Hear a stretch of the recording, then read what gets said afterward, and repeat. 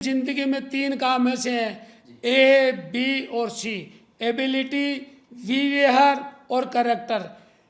योग्यता, व्यवहार और चरित्र जिसके पास होता है उसको भगवान भी रोकता नहीं है। कभी विधायक बनने का अवसर, मौका, ऐसा कोई परिस्थितियां बनी या ऐसी कोई विधानसभा देखी? विधानसभा में 2 बार चांस आया बनने का। तो राजयोग है जिसको लिखा हुआ है। मैं पार्टी का प्रिंसिपली सच्चा सिपाही हूँ, मैं अटवट नहीं करता हूँ। राजयोग तकदीर का होता है, पर आदमी को ईमानदारी से काम करते रहना चाहिए। कभी तो हवा आएगी, नहीं भी आए तो राजनीति प्रिंसिपल ही करनी चाहिए। आज तरह के जिस परिवेश में जो चल रही है ना, ऐसी नहीं स्वार्थ हुआ तो आज इधर बग गया उधर बग गया, उस आदमी की वक्त नहीं होती। डॉक्टर हरि सिंह जी और राजेश पायलट साहब दोनों से बहुत घनिष्ठता रही है। देखो, डॉक्टर हरि सिंह जी से तो मेरे पारिवारिक संबंध राजनीतिक भी थे, पर वो तो मेरे गार्जियन थे, पारिवारिक संबंध थे। और राजेश पायलट से मैं जब कॉलेज में था, जब उन्होंने पहला चुनाव भरतपुर से लड़ा, तो मैं पॉलिटिक्स में भी और राजनीति में भी थोड़ा ध्यान रखता था। तो मैं उसी समय से राजेश पायलट से जुड़ा। जीवन का जो लंबा एक अनुभव है उसको युवाओं को किस तरीके से एक संदेश के रूप में देंगे? मेरे पिताजी ने मुझे सबसे बड़ी एक ही शिक्षा दी थी, बेटा जिंदगी में बहुत मेहनत करनी चाहिए, ईमानदारी से चलना चाहिए। ईमानदारी हमेशा फलती है।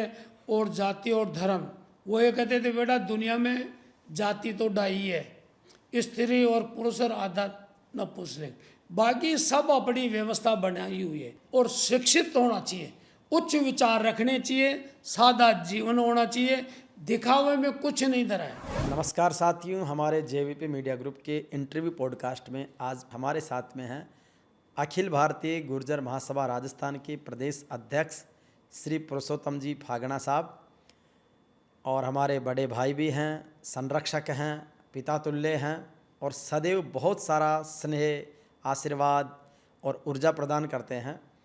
तो सर, प्रदेश अध्यक्ष के तौर पर और हमारे गार्जियन के तौर पर आपका बहुत सारा स्वागत और अभिनंदन। धन्यवाद सर। अखिल भारतीय गुर्जर महासभा के प्रदेश अध्यक्ष के तौर पर किस तरीके की जिम्मेदारी है? और अभी हाल ही में आपने एक बहुत बड़ा प्रोग्राम करवाया जिसमें पूरी राष्ट्रीय कार्यकारिणी को भी बुलाया, तो वो किस तरीके का कार्यक्रम, किस तरीके का समाज को संदेश? तो पहली बात तो यह है, मैं सामाजिक काम में, मानव जाति के विकास के काम में और इंसानियत के नाम में या उसके रूप में काम करना चाहता हूँ। तो पहले तो मैं अखिल भारतीय गुर्जर महासभा से जुड़ने का मेरा मुख्य कारण रहा। ये संस्था देश की आज़ादी से पहले की संस्था है। समकालीन गुर्जर समाज और जाट समाज की महासभाएं समकालीन है। ये 22 मार्च 1908 में इसकी स्थापना हुई। उसी समय जाट महासभा की स्थापना हुई। ये दोनों का लगभग दोनों का लगभग समकालीन है। और इन संस्थाओं ने देश की स्वतंत्रता के लिए भी और समाज के विकास के लिए भी और कुरीतियों को समाप्त करने के लिए भी अच्छे काम किए। और इनकी दूरदर्शिता, उस ज़माने में इन्होंने समाज के विकास के लिए इसकी स्थापना की। इससे प्रभावित होकर मैं इस संस्था का राजस्थान का प्रदेश अध्यक्ष बना। सर्वप्रथम मैं करीब 10 साल पहले गुर्जर महासभा का अध्यक्ष बना। और अभी मुझे हाल ही में करीब 2-1 महीने हो गए, दोबारा रिपीट कर दिया गया जी। तो मैं जब इसमें आया तो मुझे आने के बाद में कई ज्ञान मिले जी। सब लोगों को साथ लेके, गरीब की भावना का ध्यान रखते हुए, समाज का वास्तविक विकास करना और सच्चा धर्म क्या है वो जानने के लिए मैं इस संस्था में जुड़ा। और जुड़ने का कारण भी यह है कि सर्वप्रथम मैं इसलिए जुड़ा कि मेरा जॉइंट परिवार है। हम परिवार में 4 भाई हैं, संयुक्त परिवार है, एक चूल्हे पे रोटी खाते हैं। तब मेरे भाइयों ने कहा कि अपन 4 भाई हैं, ऐसा सामाजिक काम भी करें जिससे समाज का भी डेवलपमेंट हो और परिवार की भी ख्याति प्राप्त हो। मैं स्टूडेंट लाइफ से ही मैं सामाजिक मामलों में और राजनीतिक मामलों में, गांव के मामले में भाग लेता था। मैंने राजस्थान कॉलेज से तो ग्रेजुएशन किया है, उसके बाद में मैंने 2 साल एयरपोर्ट पे सर्विस की है और वहाँ से रिज़ाइन करके मैं सामाजिक काम में लग गया और व्यापार में लग गया। तब से अब तक मैं व्यापार में भी हूँ, सामाजिक काम में भी हूँ और राजनीतिक काम में भी हूँ। और राजनीतिक काम में भी सौभाग्य की बात रही कि राजस्थान कॉलेज के टाइम में, उस समय में यूथ थे और राजेश पायलट साहब से हम जुड़ गए। सर्वप्रथम राजेश पायलट भरतपुर से जब चुनाव लड़े, उस समय मैं ग्रेजुएशन कर रहा था। उस समय से मेरा रुझान था राजनीति में, तो मैं उस समय से राजेश पायलट से जुड़ा हुआ हूँ, फिर रमा जी से भी जुड़ा हुआ हूँ और सचिन पायलट साहब से भी जुड़ा हुआ हूँ। किस्मत की बात, वो भी मुझे बहुत अच्छे लोग मिल गए, ईमानदार मिल गए और वास्तविक किसान के बेटे और इस देश के विकास में भूमिका निभाने मिल गए। इसलिए मेरी उनसे अब तक खूब जोरों से अच्छी बनी हुई है और चल रही है। तो मैं ये चाह रहा हूँ कि मैं जिस जगह जुड़ा हुआ हूँ, सामाजिक लेवल पे भी और राजनीतिक लेवल पे भी, जो मेरा ठीक है। और मेरी मैं सर्वप्रथम तो मैं बताऊँ, मैं गुरु नानक सिद्धांतों को मानता हूँ। मैं ज़्यादा मानव जाति, मैं 2.5 जाति मानता हूँ और उसमें विश्वास रखता हूँ। बाकी अपनी व्यवस्थाएं हैं, जो आदमी जिस व्यवस्था में रहे उसमें व्यवस्था बना के रहे, ये मानता हूँ। बाकी ईश्वरीय दी हुई तो 2.5 जाति है, स्त्री पुरुष और आधा नपुंसक, ये तो वास्तविक जाति है जिसको कहते हैं। बाकी ये अपनी मानव व्यवस्था है, जो आदमी जिस व्यवस्था में रहना चाहे उस व्यवस्था में रहें, व्यवस्था बिगाड़े नहीं।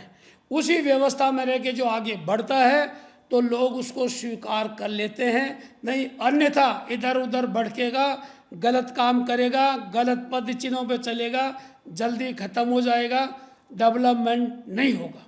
इसलिए मेरा मन ये है कि आदमी को गरिमा में रह के सामाजिक गांव का ध्यान रखते हुए, मानव जाति का ध्यान रखते हुए, अच्छे विचार रखते हुए काम करने चाहिए, सामाजिक काम करने चाहिए। और ज़िंदगी में किसी भी आदमी को बढ़ना है तो शिक्षा बहुत ज़रूरी है। शिक्षा के बिना आदमी जानवर तुल्य है, अगर शिक्षा नहीं है तो कुछ भी कर नहीं सकते। आज डिजिटल टाइम है, दुनिया कर लो मुट्ठी में, ये मोबाइल ऐसा है, इससे आप दुनिया देख सकते हो। इसमें सब तरह की सुविधाएं हैं, अगर आप सदुपयोग करना चाहो तो आप सदुपयोग कर सकते हो। पर जब करोगे, जब आप शिक्षित होंगे, समझदार होंगे, उस लायक होंगे। तो इसलिए मैं कह रहा हूँ, किसी भी आदमी को बढ़ने के लिए शिक्षा ज़रूरी है, अच्छे विचार रखना ज़रूरी है, लोगों को साथ लेके चलना ज़रूरी है। ये इंसानियत भी कहती है और मानवता भी कहती है। इसलिए आदमी को किसी का भला नहीं तो बुरा तो कभी करना ही नहीं चाहिए, और जितना भी बड़ा काम, अच्छा काम वो करना चाहिए। आदमी में ज़िंदगी में 3 काम ऐसे हैं, ए, बी और सी, एबिलिटी, व्यवहार और कैरेक्टर। योग्यता, व्यवहार और चरित्र जिसके पास होता है उसको भगवान भी रोकता नहीं है, कहता सीधा आजा, स्वर्ग में जाता है। स्वर्ग और नर्क किसने देखा? स्वर्ग कहते हैं लोग और नरक कहते हैं, स्वर्ग नरक यहीं हैं। ये अगर स्वर्ग गया तो वो नीचे आके कुछ कह नहीं सकता, और नरक वो देख रहा है क्या नरक क्या स्वर्ग। कर्म ही स्वर्ग आदमी के नरक और स्वर्ग है। अगर जो आदमी अच्छे कर्म करेगा, अच्छे विचार रखेगा तो दुनिया में स्वर्ग ही स्वर्ग है। सबसे बड़े दुनिया में माँ बाप है, माँ बापों की सेवा करो, मानव सेवा करो, यही धर्म कहता है। कोई सा भी धर्म हो, हिंदू हो, मुसलमान हो, ईसाई हो, सिख हो, पारसी हो, यहूदी हो, दुनिया में 8 अरब जनता है। 8 अरब एक धर्म के कभी भी नहीं हो सकते। उदाहरण तौर पे आज हम एक मंजिल, बड़ी मंजिल बना लें 2, 5, 10 बीघा में, तो उसमें एक सीढ़ी संभव नहीं है। इसलिए इस दुनिया का बैलेंस बनाने के लिए भी एक धर्म संभव नहीं है। ये धर्म सीढ़ियाँ हैं, मंजिल एक, ये सबका मालिक एक है। जो इस बात को मानेगा वो आदमी बढ़ेगा। नहीं, किसी भी धर्म में ये नहीं कहा है कि तू उसका बुरा कर, उसका गलत काम कर। सब कहते हैं भला करो, भला करोगे तो खुद का भी भला होगा। मैं इसी सिद्धांतों पे चलता हूँ और इसी सिद्धांतों पे आगे चलूँगा। मेरी मानव जाति, इंसानियत, प्राणी मात्र में आदमी का सद्भाव हो, सद्विचार हो, वही आदमी आगे बढ़ेगा।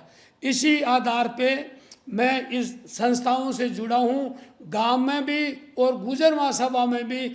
आज भी मैं कहीं भी जाता हूँ, किसी भी समाज में जाता हूँ, तो मैं यही बात कहता हूँ, भाई ये समाज, जाति, प्रथा, ये अपनी व्यवस्थाएं हैं, इनको व्यवस्थाओं को बनाए रखना चाहिए, पर गलत तरीके से इनको तोड़ना नहीं चाहिए। आज सामाजिक व्यवस्था भी ऐसी है कि ये कई चीज़ें ये काम देती है, जैसे शादी ब्याह हुआ और कोई सुविधा हुई तो इसमें ये ठीक रहती है। क्यों? शादी ब्याह में ढूंढने में, व्यवस्था बैठाने में जोर नहीं आता और इसी में काम हो जाता है।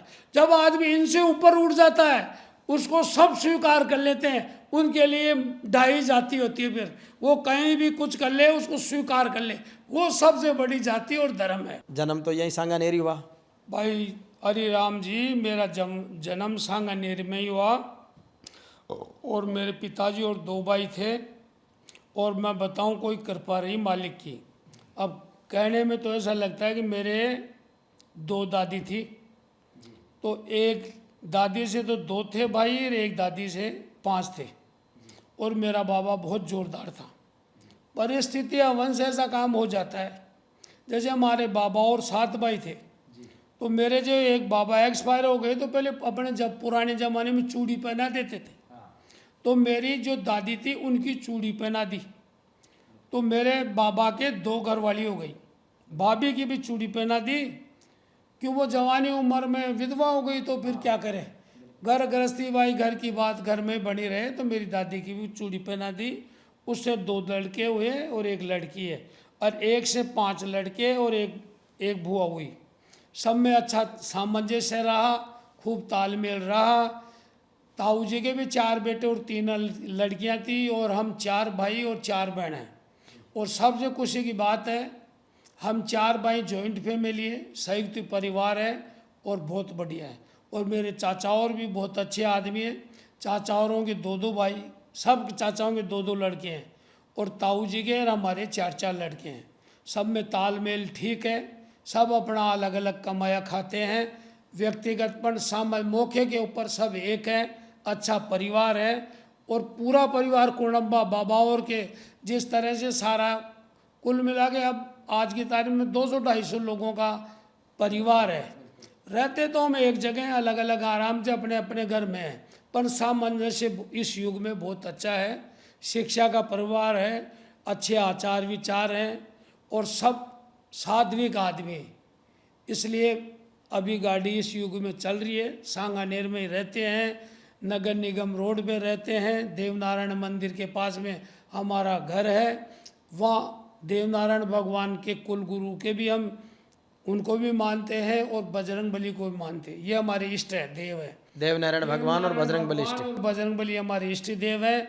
दोनों जगह अखंड ज्योत है और बहुत बढ़िया काम है। गांव में भी सभी अच्छे लोगों से हमारे अच्छे संपर्क है। जाति धर्म हमारे कहीं नहीं अड़ता है। ढाई जाति को मानने वाले हैं और सबको साथ लेके चलते हैं। अच्छे काम में उनके साथ हैं, बुरे काम में राम राम कर लेते हैं और किसी का बुरे की सोचते नहीं है। अच्छा हो तो कर दो, नहीं मना कर दो, और काम उसी के यहाँ करो जो करने लायक हो। सबसे बड़ा ये प्रभाव है माँ बापों का, अपने परिवार का और शिक्षा का। सबसे इम्पोर्टेंट है शिक्षा। शिक्षा से आप बढ़ सकते हो, शिक्षा से प्रसार कर सकते हो, शिक्षा से दुनिया में घूम सकते हो, अपने विचार रख सकते हो। आज मैं इनके यहाँ बैठा हूँ तो ये शिक्षा की देन है। ये बोल रहा हूँ, ये शिक्षा की देन है, संस्कारों की देन है। इसलिए शिक्षा, संस्कार और संगठन ये है तो आप आराम से आगे बढ़ोगे, कोई नहीं रोक सकता। सांगानेर को आपने बहुत बदलते देखा होगा। बहुत पहले सांगानेर गांव की तरह था, आज तो जयपुर का हर्ट हो गया। भाई देखो, सांगानेर की बसावट तो 1200 वर्ष पुरानी है, लेख शुदा है।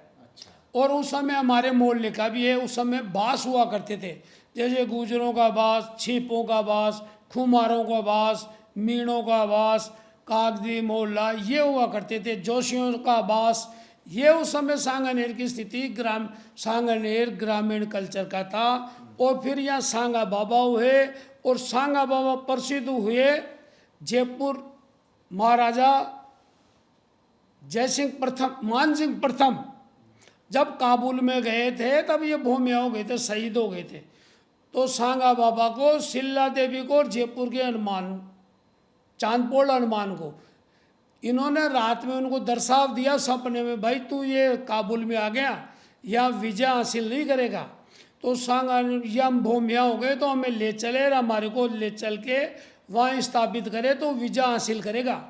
तब मान सिंह जी ने इनको ये वाचा किया कि आप मुझे सपन में दिखे हो, मुझे काबुल में विजय हासिल कराओ तो मैं आपको सहर्ष लेके चलूँगा और स्थापित करूँगा।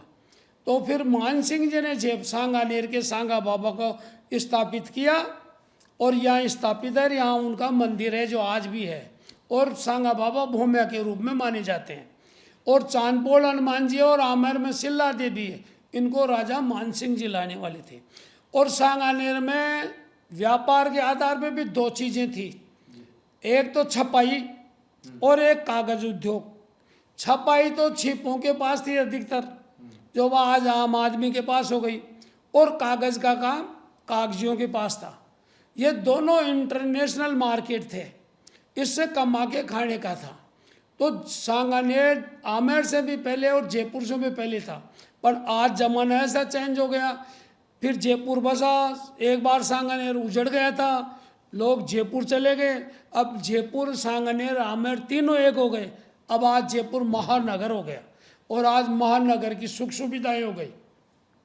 सांगानेर पहले ग्राम पंचायत था, फिर नगर पालिका रही, अब नगर निगम में है, और आज सारी सुख सुविधाएं हैं, अच्छा व्यापार है, एजुकेशन का, मेडिसन का, ट्रांसपोर्ट का, एयरपोर्ट भी पहले सांगानेर की भूमि में ही था और सांगानेर एयरपोर्ट के नाम से ही था, अब ये जयपुर एयरपोर्ट के नाम से है। तो एयरपोर्ट जब बना तो आपने देखा उस दौर को? नहीं, हमसे पहले बन गया था, हमारे जन्म के टाइम में तो हमारे पिताजी वगैरह ने देखा। मेरे पिताजी एयरपोर्ट में सर्विस करते थे, एयरपोर्ट में कम्युनिकेशन डिपार्टमेंट में फोरमैन थे। उस समय जब बन रहा था तब हमारे पिताजी की भर्ती उस समय हुई। अच्छा। तो हमारे पिताजी उन्होंने देखे और फर्स्ट भर्ती उनकी उसी समय की है। और मैंने भी एयरपोर्ट पे 2 साल काम किया, और काम करने के बाद में मैंने रिजाइन करके मैंने अपना व्यापार संभाला। बाकी एयरपोर्ट हमारे मैंने नहीं देखा, मेरे पिताजियों ने बनते हुए देखा, हमारे बाबाओं ने देखा। और पहले तो थोड़ा बहुत पढ़ा लिखा आदमी होता था, वो नौकरी इजी में लग जाता था। नौकरियां लगना कम चाहते थे, नौकरियां ज़्यादा थी, लोग नौकरी लगना कम पसंद करते थे, क्यों? पैसे नौकरी में कम मिलते थे। अब तो नौकरी के पीछे भागने लग गए, नौकरी में तनख्वाही बहुत हो गई और व्यापार में इनमें कम कमाई हो गई।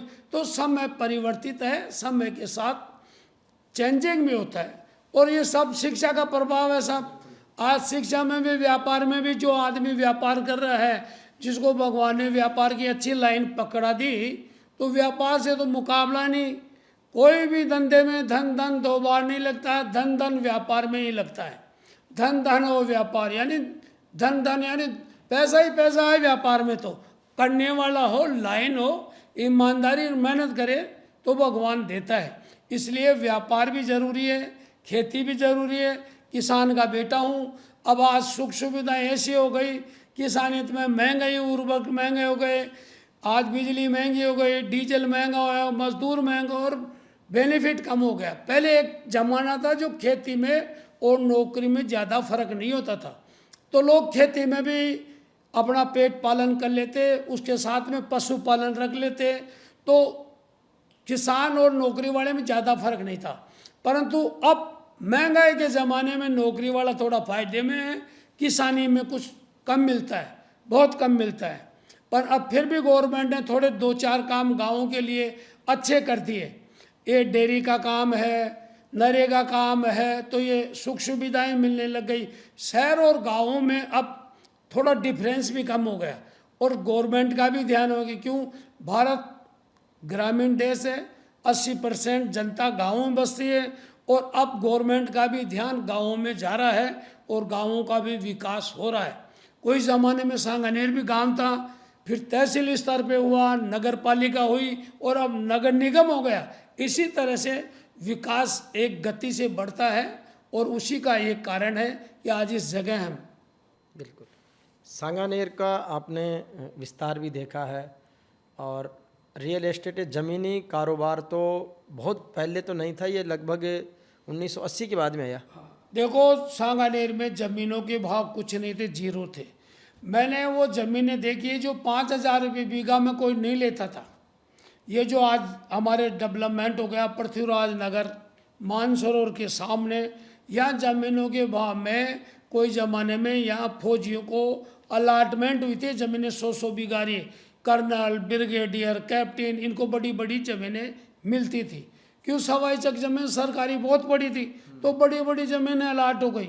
अब वो लोग बाहर के थे, ये देख के ज़मीनों में कोई लेना देना भी नहीं था, तो उस समय 5,000 रुपये बीघा में कोई ज़मीन नहीं लेता था।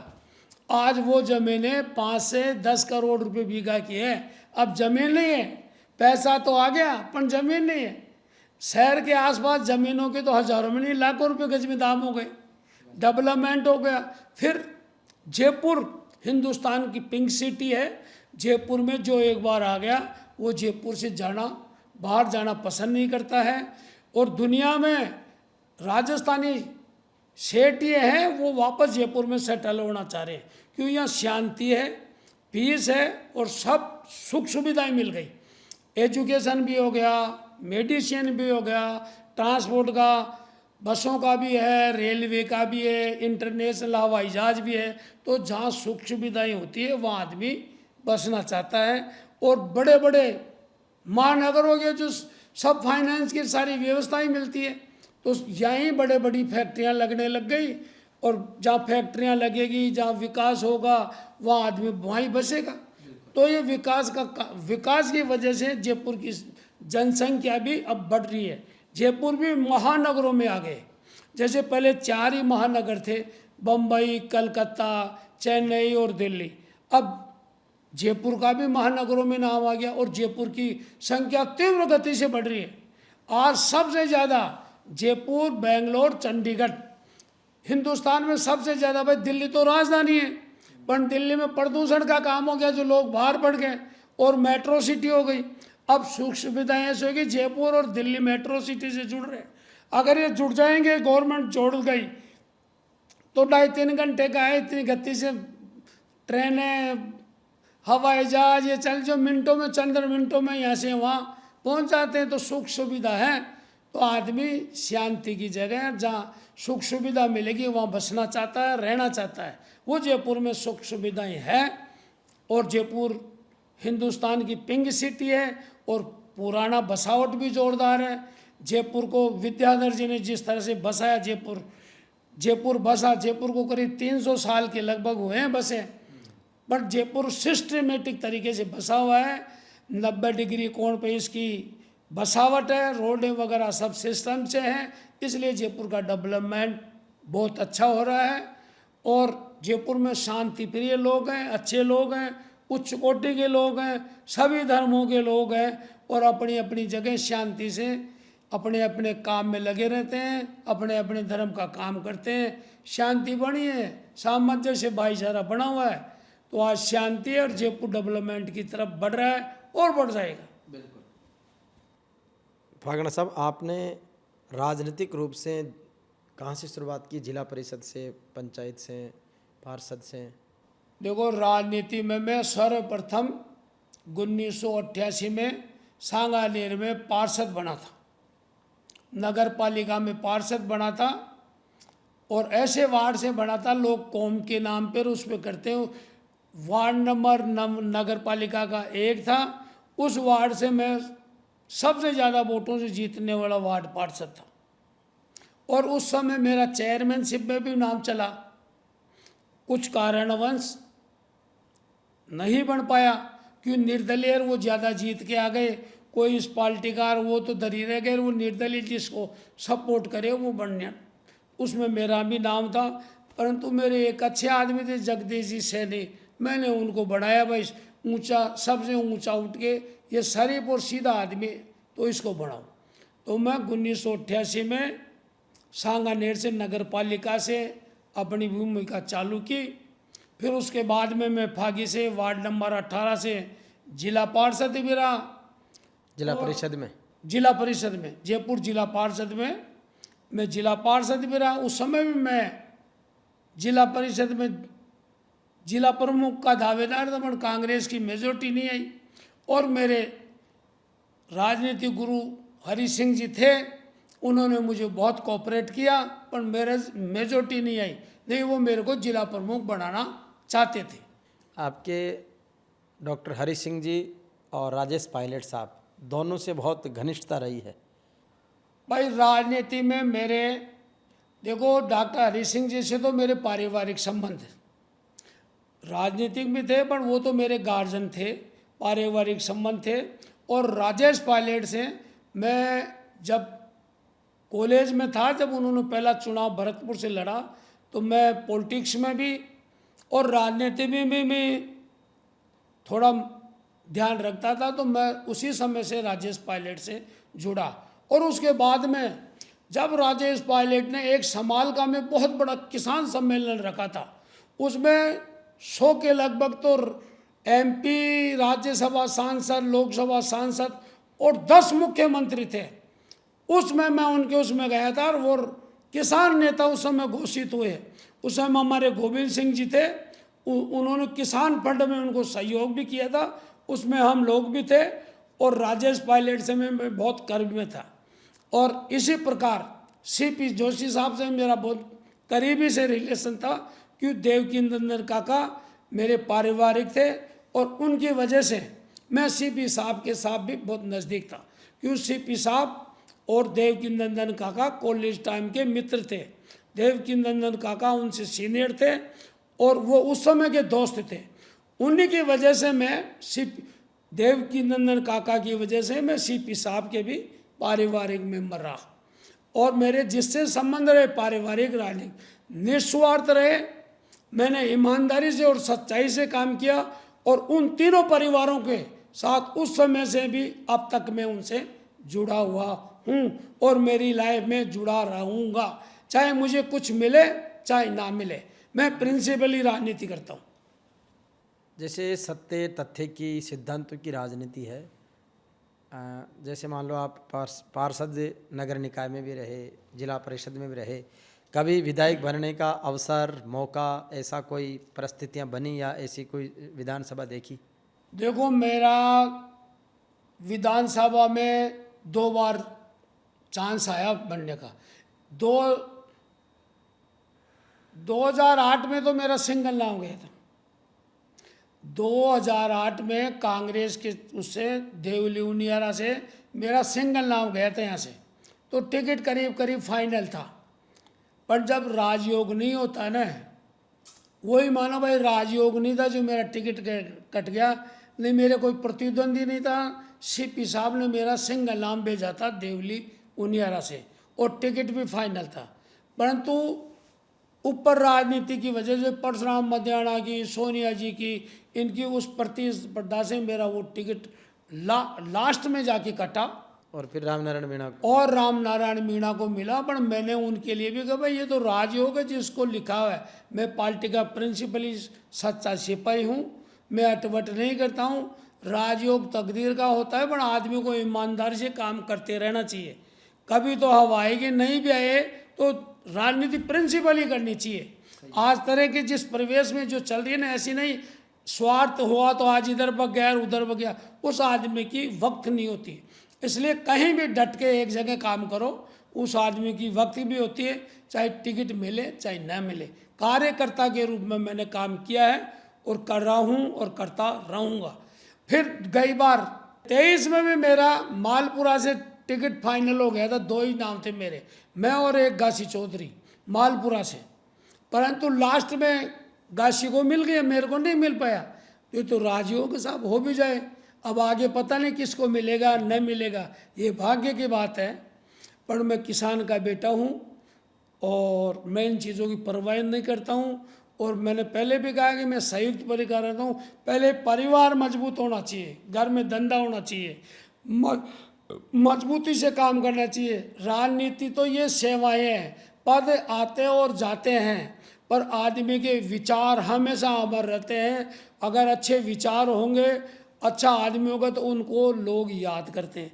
आज भी बहुत सारे नेता हुए और आके गए भी, कईयों को पद भी मिला, नहीं भी मिला, परंतु वो बिना पद भी बहुत बड़ा नाम कर गए, आज अमर हो गए। पर प्रिंसिपली और सिद्धांतिक, राजनीतिक प्रिंसिपली और सिद्धांतिक होनी चाहिए, बाजारू नहीं होनी चाहिए। और जो आदमी बाजारू राजनीति करता है वो चाहे कुछ भी बन जाए, उसकी वक्त नहीं होती। इसलिए प्रिंसिपली राजनीति होनी चाहिए, सिद्धांति होनी चाहिए और सबको साथ लेके चलनी चाहिए। क्योंकि ये तो सेवा का काम है राजनीति, ये कोई पैसे कमाने का नहीं, ये तो सेवा का काम है। राजनीति में वही आए जिसके घर में काम करने वाला हो, 2 पैसे का रोजगार हो और वो जनता के बीच में एनी टाइम खड़ा हो, सुख दुख में काम आने वाला हो और सच्चा हो, जाति पाति धर्म से ऊंचा उठ के न्याय प्रिय और न्याय करने वाला हो, वही राजनेता कहलाने लायक है और वही राजनीति की और पक्का देश का सिपाही है। सबसे पहले राष्ट्र है, राष्ट्र नहीं तो फिर देश नहीं तो कुछ नहीं। इसलिए अगर राष्ट्र सुरक्षित है, गांव तो भूमिका वही होती है, गांव से प्रदेश, प्रदेश से देश। इसमें हमारा सहयोग होगा, हम अच्छी मेहनत ईमानदारी से काम करेंगे तो वो पक्का सक्सेस होगा, वो भूमिका हमेशा पक्की होगी। किसी भी काम को अच्छी नीति से करोगे, अच्छे विचारों से करोगे तो वो काम सक्सेस होगा, वो फलीभूत होगा। भगवान भी उसकी मदद करता है जो अच्छा काम करता है, अच्छे मन से काम करता है। जिस आदमी के विचार में ऊंच नीच नहीं हो, जाति प्रथा धर्म की भावना नहीं हो, राष्ट्र के प्रति समर्पित हो, अच्छे कामों के प्रति समर्पित हो और विकास पुरुष हो, वही वास्तविक नेता और वो वास्तविक इसकी सेवा का हकदार होता है। बाकी तो खूब आए गए, कोई नहीं याद करता है। पद के हटने के बाद में सब लोग उससे कहते रहे बढ़िया रहा, दुष्ट का खात्मा हुआ। तो याद तो विकास पुरुषों को और अच्छे लोगों को याद करते हैं जो इन चीज़ों से ऊंचा उठ के है। इसलिए मैं तो यही कहूँगा, राजनीति भी उन्हीं लोगों को आना चाहिए जिसके पीछे व्यवस्था हो और अच्छे काम करने की भावना हो और वो कुछ करके जाएं। ऐसे नहीं पद पे आए गए, 5 साल के लिए बढ़ते हैं फिर बिगड़ जाते हैं, ऐसा नहीं। एक बार बढ़ने के बाद में जनता ये कहे कि आपको बनाना है, आपको बनाना, वो तो है लीडर। और पद के जो पीछे भागे वो लीडर नहीं, वो कमज़ोर आदमी है। पद उसके पीछे भागे कि नहीं इस आदमी को बनाओ, ये देश का, प्रदेश का, इस क्षेत्र का भला कर सकता है, वही राजनीति में आने का हकदार है, अन्यथा बेकार की बात है। एक सर, राजस्थान लोक देवताओं की सामाजिक समरसता की धरती है, तो सत्यवादी वीर तेजा जी और श्री देवनारायण भगवान जो दोनों ही किसान समुदाय के आराध्य लोक देव है, जन जन में प्रिय है। तो इनकी कहानियाँ, लोक कथाएँ अलग अलग समाजों में चलती है, उसको लेकर के क्या आपका विचार है? देखो साहब, उस समय के 3-4 लोक देवता हैं और देवनारायण भगवान तो विष्णु के रूप में हुए अवतारी पुरुष, और तेजा जी भी एक महान देवतुल्य पुरुष थे जिन्होंने इतना बड़ा त्याग और बलिदान गौरक्षा के लिए लाछा गुजरी पे अपने ससुराल में गए थे और उसके बावजूद उन्होंने गौरक्षा के लिए वचनों में बंध के जो काम किया वो भगवान के रूप का काम किया जो आज अमर है।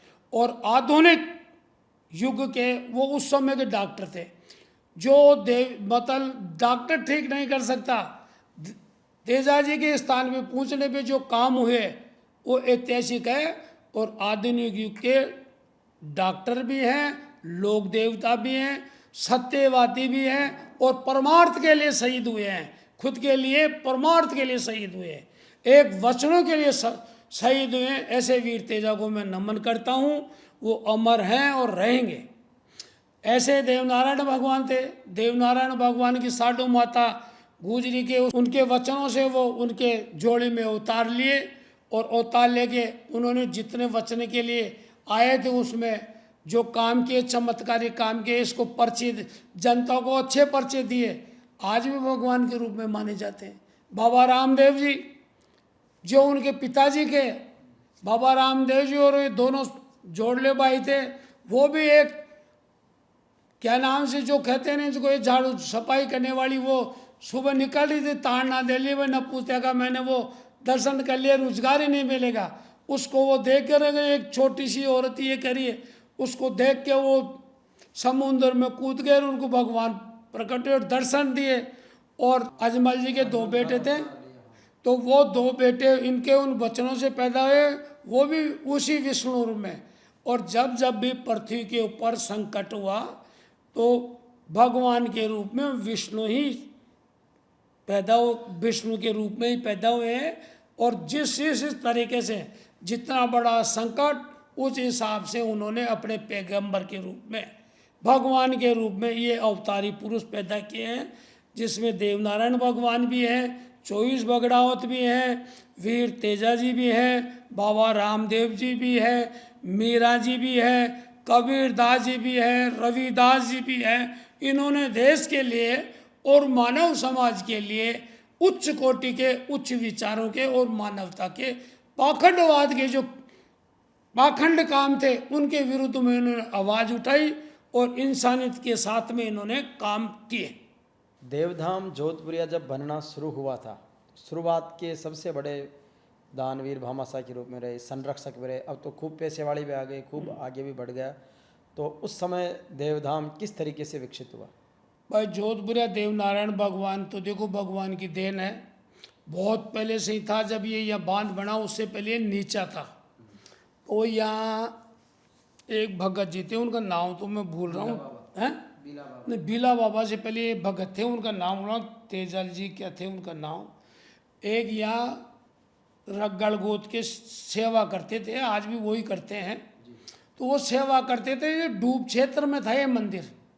तो उनको एक भविष्यवाणी हुई, आकस्मिक ये अखंड ज्योत थी, वो ज्योत बरसात में भी जब ये डूब गया मंदिर में, तो वो ज्योत जलती रही, बरसात में भी बुझी नहीं और जलती रही। तो वो उस जो इनके भगत थे उनको दर्शा हुआ कि भाई मेरे मंदिर को ऊंचा करो, अब ये पानी में डूबेगा। तो उस समय इस मंदिर को ऊंचा किया गया।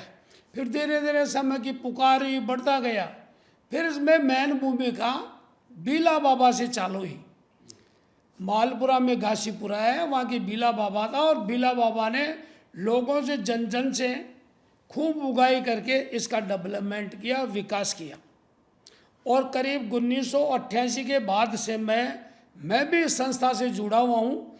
जो हमसे बन पड़ा वो हमने भी किया। लोगों ने मुझे संरक्षक भी बनाया, अध्यक्ष के लिए भी कहा था। मैं कहा भाई मैं यहाँ दूर रहता हूँ, यहाँ से जोधपुरिया देव जी से मैं सांगन नहीं रहता हूँ, अध्यक्ष ऐसे आदमी को बनाओ जो स्थानीय और काम करे। तो उस समय लादू जी उमरवाल थे, उनको अध्यक्ष बनाया।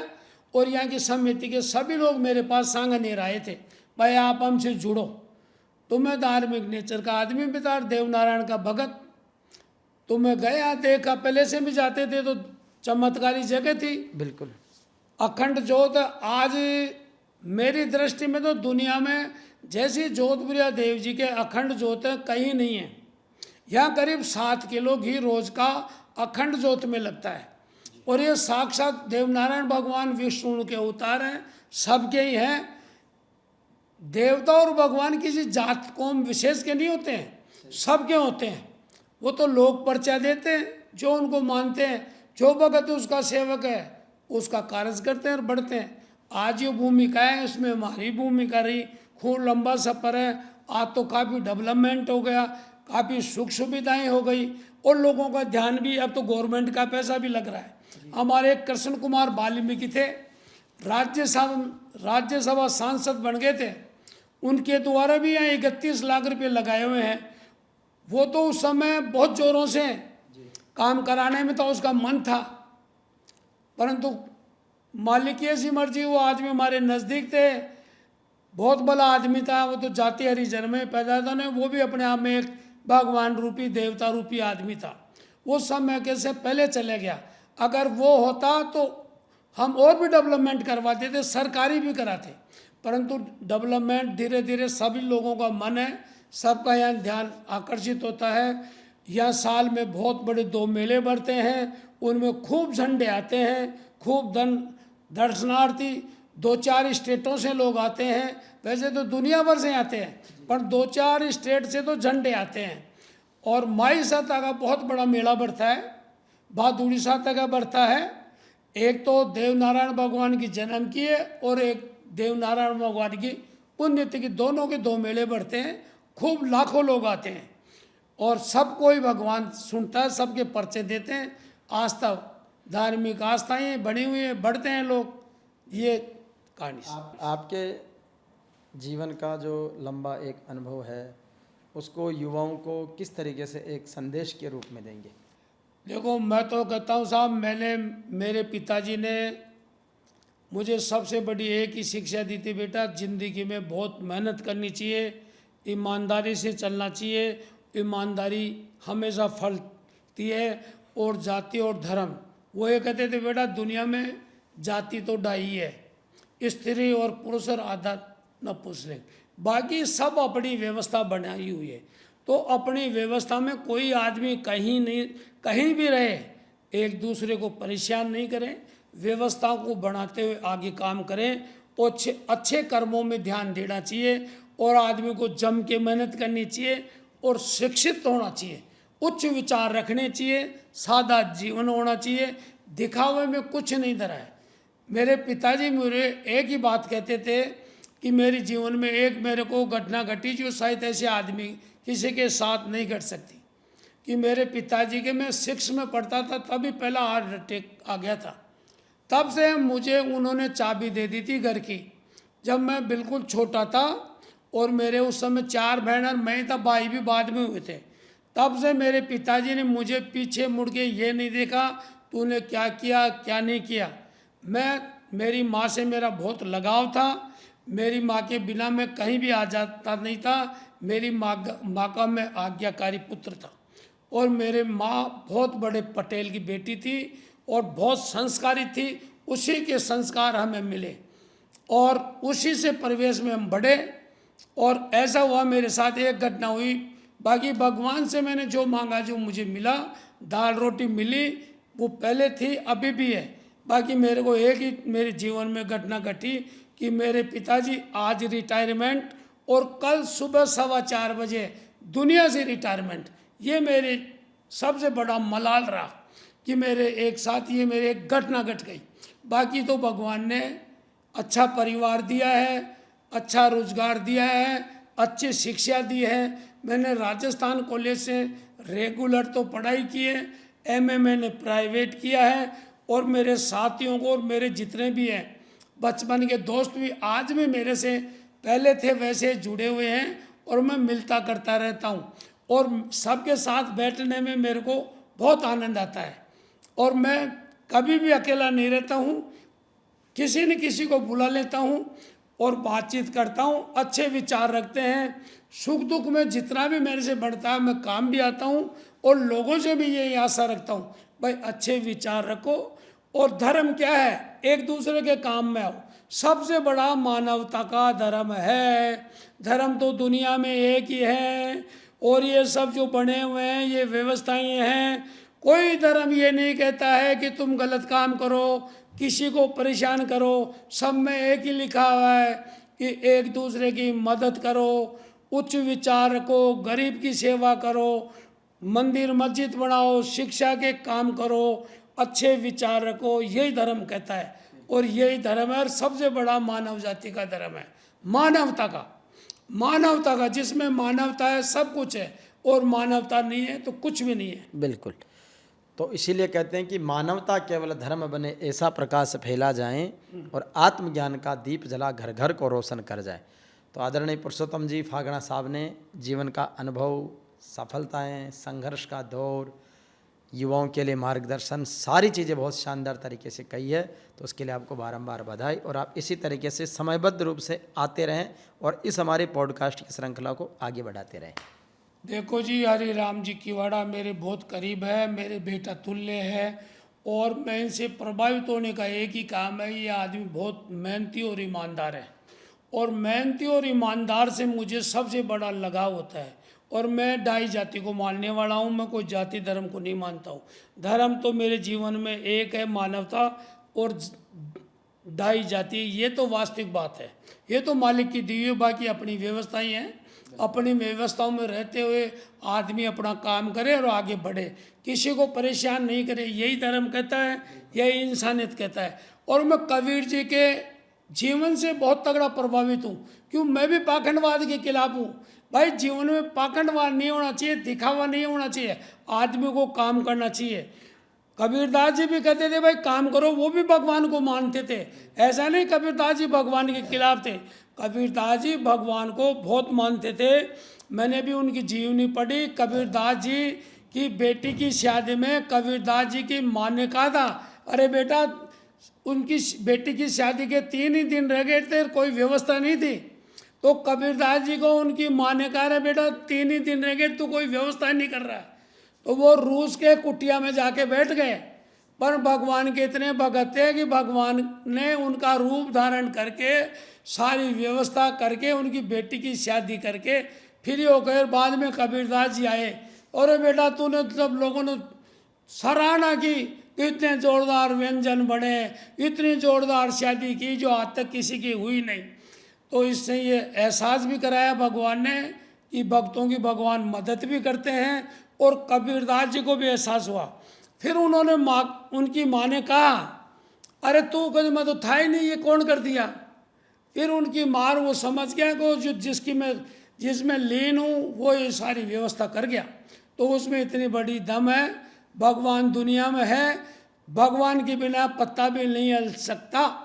1 2 3 चीज़ें उदाहरण दूंगा कि दुनिया में 80 करोड़ 8 अरब लोग हैं, करीब 8 अरब लोग हैं। भाई भाई का चेहरा भी एक जैसा नहीं बना है, नहीं 2 आँख, 1 मुंह, नाक, कान सब हैं, पर अगर एक चेहरा बना देते तो अपराध कितने हो जाते। इसलिए भगवान दुनिया में है, उसने उसका सांचा देखो कि इतने लोगों को भी एक जैसा बना के एक स्वरूप नहीं बनाया, कुछ उनमें फर्क किया है। और कुछ एहसास भी कराते हैं भगवान।